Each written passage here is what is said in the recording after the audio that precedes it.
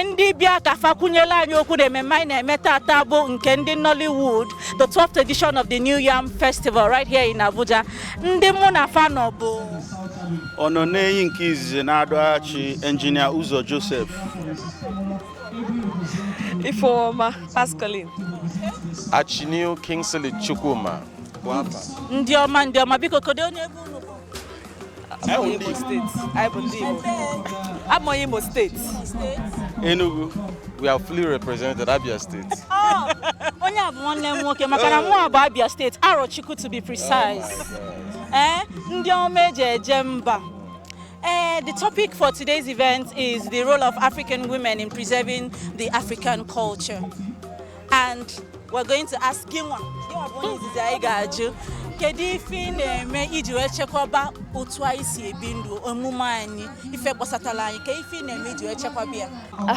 Nwa na-support ịkwado ụmụ nwaanyị inwe aka ọrụ. Good. Ụmụ nwere aka ọrụ, enwe m farm. Ana m into poultry, ana m into fishery. Ana m emekwa other businesses. So ana m akwado inye ụmụ nwaanyị aka, inye ha to have a handwork. So that's Ife Ada Igbo anụnwa na-akọwala anyị bụ na ọlụ ya bụ ịkwado ka ụmụ nwaanyị nwee ifefa ji aka fe emepụta.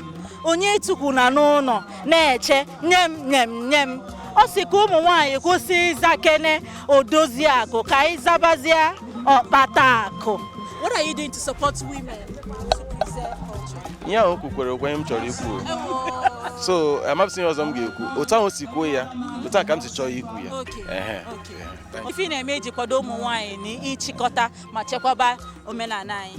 Ọ nwekwa n'otu ọzọ a ga-eme ya na-abụrụ ịgba mbọ ka ụmụ nwaanyị anyị ihe ahụ eji wee mara anyị wụ ndị Igbo wuo ịkụ ugbo makwalụ na nwaanyị nwee ihe o kwesịrị ime ka ihe oriri dị n'ụlọ.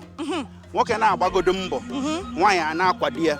So anyị ụmụ nwoke ga na-agba mbọ na-agbasi mbọ ike ka mụ si eme na nna enyekwa ụmụ nwaanyị aka anọtụkwa akwado etu a ga-esi wee mee ofu ihe ma ihe ịbụa ụmụ nwaanyị ga-eji wee na-abawanye na-enyere onwe ha aka.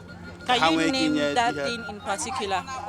That thing that you're doing? Is it that you're opening businesses for women? Support. Oh wow! So our chairman is doing agro support. Yeah, agro support. I do it. Okay, thank you very much. Thank you for coming to our red carpet. We're so happy to have you. It's a pleasure. All right.